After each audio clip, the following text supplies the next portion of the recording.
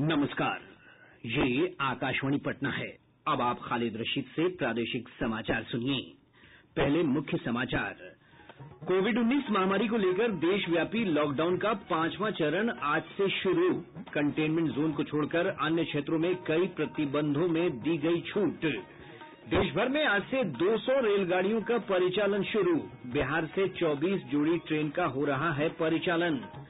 कोविड-19 महामारी से प्रदेश में 23 लोगों की मृत्यु। संक्रमण का आंकड़ा बढ़कर 3,807 हुआ। और आज से देश भर में एक राष्ट्र एक राशन कार्ड योजना लागू। लाभार्थी देश के किसी भी हिस्से में अब पीडीएस दुकान से खरीद सकेंगे सस्ता राशन। अब समाचार विस्तार से। प्रदेश में लॉकडाउन का 5वां चरण आज से शुरू हो गया है। गृह विभाग के अपर मुख्य सचिव आमिर सुबहानी ने बताया कि इस चरण में बसें चलेंगी, निजी वाहनों को पास की आवश्यकता नहीं होगी, जबकि 8 जून से शॉपिंग मॉल, होटल, रेस्टोरेंट और धार्मिक स्थल भी खोले जा सकेंगे। इस दौरान कंटेनमेंट जोन में कोई छूट नहीं होगी। 5वें चरण में केंद्र सरकार के लॉकडाउन संबंधी दिशा निर्देशों का पूरी तरह पालन किया जाएगा। राज्य में सार्वजनिक परिवहन के बस, ऑटो समेत अन्य वाहनों के संचालकों को किराया नहीं बढ़ाने का निर्देश दिया गया है। वहीं परिवहन विभाग ने अपने निर्देश में कहा है कि यात्रियों को बिना मास्क पहने सफर करने की अनुमति नहीं होगी। वाहन में चढ़ने से पूर्व सैनिटाइजर का इस्तेमाल करना होगा और सोशल डिस्टेंसिंग का पूरी तरह पालन करने को कहा गया है। वाहन में पान, खैनी, तंबाकू और गुटखा का उपयोग प्रतिबंधित है। बस और टैक्सी स्टैंड में जहां तहां थूकने वालों के खिलाफ कानूनी कार्रवाई के साथ साथ जुर्माना भी लगाया जाएगा। इधर सरकार ने सभी जिलों को अपने अपने क्षेत्र में प्रत्येक बस और टैक्सी स्टैंड पर दंडाधिकारी के साथ पर्याप्त संख्या में पुलिस बल की प्रतिनियुक्ति करने को कहा है। इसका उद्देश्य ये सुनिश्चित करना है कि बसों में जरूरी दिशा निर्देशों का पालन किया जाए। देशव्यापी लॉकडाउन के 5वें चरण में राज्यों और केंद्र शासित प्रदेशों में निर्धारित नियंत्रण क्षेत्र को छोड़कर देश के अन्य क्षेत्रों में आज से कई प्रतिबंधों को समाप्त कर दिया गया है। सामान्य क्षेत्रों में सुबह 5 बजे से रात 9 बजे तक कुछ गतिविधियों को छोड़कर सभी सेवाओं और व्यावसायिक गतिविधियों की अनुमति होगी। शेष गतिविधियां 8 जून से चरणबद्ध ढंग से खोली जाएंगी। ब्यौरा हमारे संवाददाता से। केंद्र सरकार के दिशा निर्देशों के अनुसार नागरिकों द्वारा अंतर्राज्यीय और राज्य के अंदर सामान्य नागरिक परिचालन के लिए कोई अलग अनुमति या परमिट लेने की आवश्यकता नहीं होगी। 8 जून से मंदिरों और अन्य धार्मिक स्थलों के द्वार श्रद्धालुओं के लिए खोलने की घोषणा भी कर दी गई है। होटल, रेस्टोरेंट, आतिथ्य सेवाएं और शॉपिंग मॉल भी 8 जून से आगंतुकों से जीवंत हो उठेंगे। स्कूल, कॉलेज, कोचिंग संस्थान सहित शैक्षणिक संस्थान 30 जून तक बंद रहेंगे। अंतर्राष्ट्रीय विमान सेवा, metro rail, cinema hall, gymnasium, swimming pool, मनोरंजन पार्क, थिएटर, बार, ऑडिटोरियम और धार्मिक सहित अन्य सभी बड़ी सभाएं देश भर में अग्रिम आदेश तक निषिद्ध रहेंगी। आनंद चतुर्वेदी, आकाशवाणी समाचार, दिल्ली। लॉकडाउन के 5वें चरण में दी जा रही विभिन्न प्रकार की छूट के बीच प्रधानमंत्री नरेंद्र मोदी ने कोविड महामारी से लोगों को अधिक सचेत और सतर्क रहने की अपील की है। आकाशवाणी से मन की बात में देश के लोगों के साथ संवाद करते हुए प्रधानमंत्री ने कहा कि धीरे धीरे उद्योग और व्यवसाय भी सामान्य स्थिति की ओर लौट रहे हैं। अर्थव्यवस्था का एक बड़ा हिस्सा अब चल पड़ा है, खुल गया है। ऐसे में हमें और ज्यादा सतर्क रहने की आवश्यकता है। 2 गज की दूरी का नियम हो, मुंह पर मास्क लगाने की बात हो सके वहां तक घर में रहना हो, ये सारी बातों का पालन, उसमें जरा भी ढिलाई नहीं बरतनी चाहिए। प्रधानमंत्री ने कहा कि कोरोना के खिलाफ लड़ाई देशवासियों के सामूहिक प्रयासों की परिचायक है। देश भर में आज से 200 यात्री रेलगाड़ियों का परिचालन शुरू हो रहा है। इसमें बिहार के लिए 48 रेलगाड़ियों के साथ ही राज्य से गुजरने वाली 20 विशेष ट्रेन भी शामिल है। पटना, गया, दरभंगा, मुजफ्फरपुर और सहरसा सहित राज्य के अंतर्गत पड़ने वाले महत्वपूर्ण स्टेशनों से इन यात्री रेलगाड़ियों का परिचालन होगा। देश भर में लगभग 26 लाख यात्री 30 जून तक के लिए पहले ही टिकट बुक करा चुके हैं। रेल मंत्रालय ने यात्रियों के लिए विशेष दिशा निर्देश भी जारी किए हैं। आज सुबह पटना जंक्शन से पटना हावड़ा तथा पटना रांची जनशताब्दी एक्सप्रेस रवाना हुई। राज्य में चलने वाली प्रमुख ट्रेन में श्रमजीवी एक्सप्रेस, पूर्वा एक्सप्रेस, महानंदा एक्सप्रेस, राजेंद्र नगर नई दिल्ली संपूर्ण क्रांति एक्सप्रेस, दरभंगा दिल्ली एक्सप्रेस और मुजफ्फरपुर आनंद विहार एक्सप्रेस ट्रेन शामिल हैं। यात्रियों को आवश्यक जांच के लिए ट्रेन खुलने से 1.5 घंटा पहले निर्धारित स्टेशन पर पहुंचने के निर्देश दिए गए हैं। वहीं ट्रेन के भीतर टीटीई भी यात्रियों की थर्मल स्क्रीनिंग करेंगे। कोविड-19 महामारी से दुकानदारों को किसी तरह की परेशानी न हो, इसके लिए केंद्र सरकार ने कई कदम उठाए हैं। सरकार ने दुकानदारों से कहा है कि आज से शुरू अनलॉक 1 में उन्हें अपना कारोबार फिर से शुरू करने को लेकर चिंतित नहीं होना चाहिए। सरकार ने आत्मनिर्भर भारत बनाने का संकल्प लिया है। मुद्रा शिशु लोन के रूप में लघु व्यवसायों और कुटीर उद्योगों के लिए 1,500 करोड़ रुपए की ब्याज सहायता देने की घोषणा की गई है। इस योजना के तहत 1 लाख लाभार्थी 1 वर्ष के लिए 2% का ब्याज लाभ हासिल कर सकते हैं। सड़क के किनारे स्थित फेरी वालों के लिए 5,000 करोड़ रुपए के पैकेज की घोषणा की गई है। इसके तहत 50 लाख फेरी वाले 10,000 रुपए तक का ऋण ले सकते हैं। इस योजना का लाभ उठाने के लिए वे किसी भी राष्ट्रीयकृत बैंक से संपर्क कर सकते हैं। भूपेंद्र सिंह के साथ अनुपम मिश्र, आकाशवाणी समाचार, दिल्ली। प्रदेश में पिछले 24 घंटों के दौरान कोरोना संक्रमण के 242 मामलों की पुष्टि होने के बाद संक्रमितों का आंकड़ा बढ़कर 3,807 हो गया है।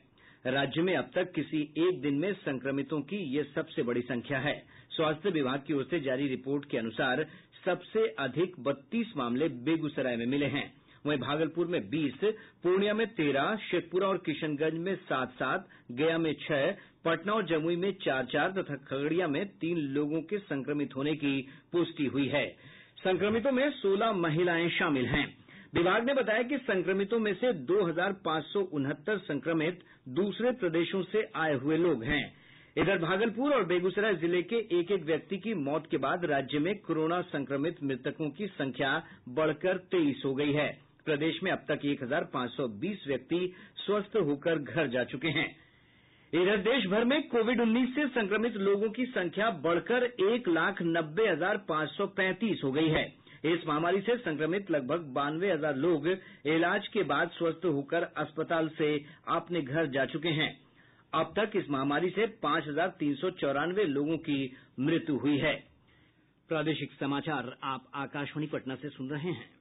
वरिष्ठ चिकित्सकों का कहना है कि दिन प्रतिदिन की आदतों में स्वच्छता और सोशल डिस्टेंसिंग को अपनाकर कोविड-19 महामारी पर प्रभावी तरीके से अंकुश लगाया जा सकता है। नई दिल्ली स्थित एम्स की वरिष्ठ चिकित्सक डॉक्टर उमा कुमार ने आकाशवाणी से बातचीत में लोगों को सुझाव दिया कि वे सुरक्षित दूरी बनाए रखने, हाथ धोने और खांसते समय शिष्टाचार का पालन करने पर विशेष ध्यान दें। इस वायरस का क्योंकि कोई ट्रीटमेंट अवेलेबल नहीं है, इसलिए जो बिहेवियरल थेरेपी है लाइक हैंड हाइजीन, हाथों का बार बार धोना सोप वाटर से 20 सेकंड तक, या फिर हैंड सैनिटाइजर यूज करना, सोशल या फिजिकल डिस्टेंसिंग मेंटेन करना, कॉफ एटिकेट्स, खांसने छींकने का एक प्रॉपर तरीका जो है वो समझना और उसको फॉलो करना। Public health foundation of India के अध्यक्ष डॉक्टर के श्रीनाथ रेड्डी ने कहा कि कोविड-19 संक्रमण की जांच के मामले में भारत की स्थिति विश्व के अन्य देशों की तुलना में बेहतर है। उन्होंने कहा कि देश में किए जा रहे उपायों के वांछित परिणाम सामने आए हैं। अब तक जो नतीजे निकले हैं उससे पता चलता है कि ये वायरस का प्रभाव को रोकने में हम काफी कामयाबी हासिल कर चुके हैं दूसरे देशों के मुकाबले में। आज का हालात जो है उसमें कोई संशय नहीं है कि हमारा हालात दूसरे देशों के मुकाबले में बेहतर है इस वायरस को डट के मुकाबला देने में। एक राष्ट्र एक राशन कार्ड योजना आज से शुरू हो गई है। बिहार सहित देश के 20 राज्यों और केंद्र शासित प्रदेशों में इसके तहत 67 करोड़ लोगों को सस्ते अनाज की सुविधा मिलेगी। केंद्रीय वित्त मंत्री निर्मला सीतारमण ने विशेष आर्थिक पैकेज की घोषणा के दौरान पिछले दिनों कहा था कि इस योजना से यह फायदा होगा कि राशन कार्ड किसी भी राज्य में बना हो, राशन खरीदने के लिए दूसरे राज्यों में भी लाभार्थी इसका उपयोग कर सकते हैं। इससे गरीब परिवारों, विशेषकर प्रवासी मजदूरों को लाभ होगा। नरेंद्र मोदी सरकार के दूसरे कार्यकाल के पहले 1 वर्ष के दौरान उपभोक्ता मामले, खाद्य और सार्वजनिक वितरण मंत्रालय ने गरीबों को मुफ्त अनाज उपलब्ध कराने, राशन कार्ड प्रणाली को नया रूप देने और उपभोक्ता संरक्षण अधिनियम 2019 पारित करने जैसे कई महत्वपूर्ण पहल किए हैं। एक रिपोर्ट।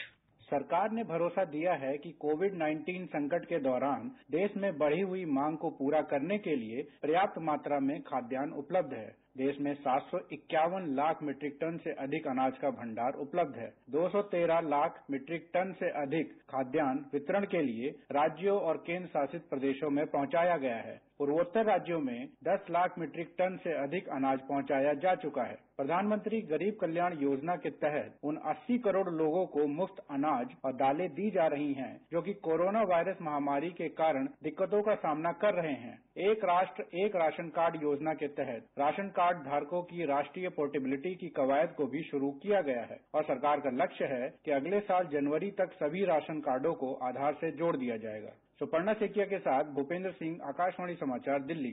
प्रदेश में श्रमिक स्पेशल रेलगाड़ियों के माध्यम से देश के दूसरे हिस्सों से प्रवासी कामगारों के आने का सिलसिला लगातार जारी है। आज 23 ट्रेन से 31,000 लोग राज्य के विभिन्न हिस्सों में पहुंच रहे हैं। तमिलनाडु से 5, कर्नाटक से 4, दिल्ली से 3 और गोवा, पश्चिम बंगाल तथा पंजाब से एक समेत कई अन्य राज्यों से रेलगाड़ियां आ रही हैं। वहीं सूचना जनसंपर्क विभाग के सचिव अनुपम कुमार ने बताया कि 15 जून से प्रखंड स्तरीय क्वारंटाइन केंद्रों को बंद कर दिया जाएगा। उन्होंने कहा कि इन केंद्रों से लगभग 7,94,000 लोग अपने घरों को लौट चुके हैं। सचिव ने कहा कि अब तक 1433 विशेष ट्रेन से लगभग 19,47,000 लोग लाए गए हैं। इधर आपदा विभाग के प्रधान सचिव प्रत्यय अमृत ने बताया कि परसों से आपदा राहत केंद्र बंद कर दिए जाएंगे।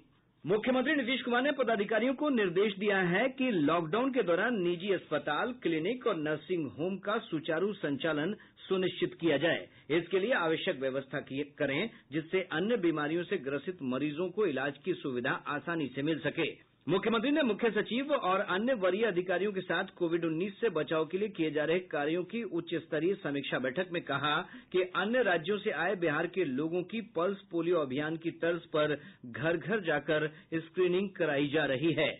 इस दौरान अन्य गंभीर बीमारियों से ग्रसित मरीजों को चिन्हित कर उनकी स्क्रीनिंग करने पर विशेष ध्यान देने की जरूरत है। प्रदेश में आज गंगा दशहरा का त्योहार हर्षोल्लास के साथ मनाया जा रहा है। पवित्र नदियों और सरोवरों में सुबह से ही श्रद्धालु स्नान ध्यान कर रहे हैं। राज्यपाल फागू चौहान और मुख्यमंत्री नीतीश कुमार ने लोगों को पर्व की बधाई दी है। अब पटना से प्रकाशित प्रमुख समाचार पत्रों की सुर्खियां। आज के सभी समाचार पत्रों ने राज्य में परिवहन सेवा शुरू होने और दुकानों के खुलने की खबर को प्रमुखता से प्रकाशित किया है। हिन्दुस्तान की सुर्खी है, बिहार में आज से चलेंगी बसें। वहीं अखबार ने बिहार के जिलों में कामगारों की मदद के लिए खुलेंगे केंद्र को भी बड़ी खबर बनाया है। दैनिक जागरण ने प्रधानमंत्री नरेंद्र मोदी के मन की बात कार्यक्रम पर शीर्षक दिया है, शब्दों में बयां नहीं हो सकती मजदूरों की पीड़ा। और अब अंत में मुख्य समाचार एक बार फिर। कोविड-19 महामारी को लेकर देशव्यापी लॉकडाउन का 5वां चरण आज से शुरू। कंटेनमेंट जोन को छोड़कर अन्य क्षेत्रों में कई प्रतिबंधों में दी गई छूट। देश भर में आज से 200 रेलगाड़ियों का परिचालन शुरू। बिहार से 24 जोड़ी ट्रेन का हो रहा है परिचालन। कोविड-19 महामारी से प्रदेश में 23 लोगों की मृत्यु। संक्रमण का आंकड़ा बढ़कर 3,807 हुआ। और आज से देश भर में एक राष्ट्र एक राशन कार्ड योजना लागू। लाभार्थी देश के किसी भी हिस्से में अब पीडीएस दुकान से खरीद सकेंगे सस्ता राशन। इसके साथ ही आकाशवाणी पटना से प्रसारित प्रादेशिक समाचार का ये अंक समाप्त हुआ। घर में रहिए, सुरक्षित रहिए और सुनते रहिए आकाशवाणी।